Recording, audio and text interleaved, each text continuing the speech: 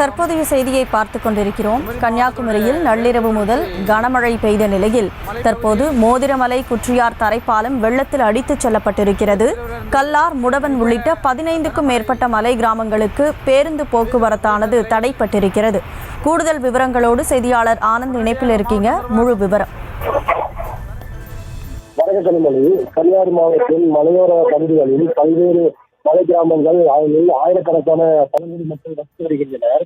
இந்த கிராமங்களுக்கு சென்ற கோடியாறு அருகே உள்ள குச்சியாறு தரைப்பாலம் வழியாக அரசு பேருந்துகள் மற்றும் தனியார் வாகனங்களிலும் அதேபோல் பொதுமக்கள் நடந்தும் அத்தியாவசிய தேவைகளுக்காக மக்கள் ஊரை விட்டு நகரத்திற்கு செல்வது வழக்கம். இந்த நிலையில் அடிக்கடி மழை பெய்யும் போது காற்றழுத்த நிலத்தாலும் கோடியாறு நீர்நிலையிலிருந்து நீர் திறந்துவிடப்படுவதாலும் அந்த தரைப்பாலம் நீரில் மூழ்கி போக்குவரத்து துண்டிக்கப்பட்டு மக்கள் அத்தியாவசிய தேவைகளுக்காக ஊரை விட்டு வெளியே செல்ல முடியாமல் கிராமத்திலேயே முடங்கி இருக்கின்றனர். வெளியே செல்லும் மக்களும் ஊருக்கு செல்ல முடியாமல் தடுத்து வரும் நிலையில் இந்த பகுதியில் உயர்மட்ட பாலம் அமைக்க மலைவாழ் மக்கள் பல ஆண்டுகளாக கோரிக்கை விடுத்து வந்த நிலையில் 5 கோடி ரூபாய் மதிப்பில் உயர்மட்ட பாலம் அமைக்க அரசு நிதி ஒதுக்கி அந்த பணிகள் நடைபெற்று வந்தது. இந்த நிலையில் இன்று காலை பெய்த கனமழையால் கோடையாறு மின் நிலையத்தில் இருந்து உபரி நீர் வெளியேற்றப்பட்டது.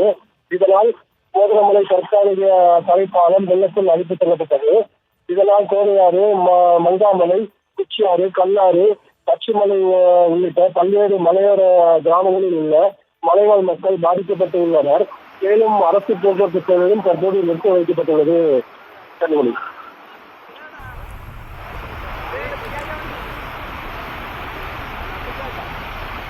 அன்பான நண்பர்களே, வணக்கம்.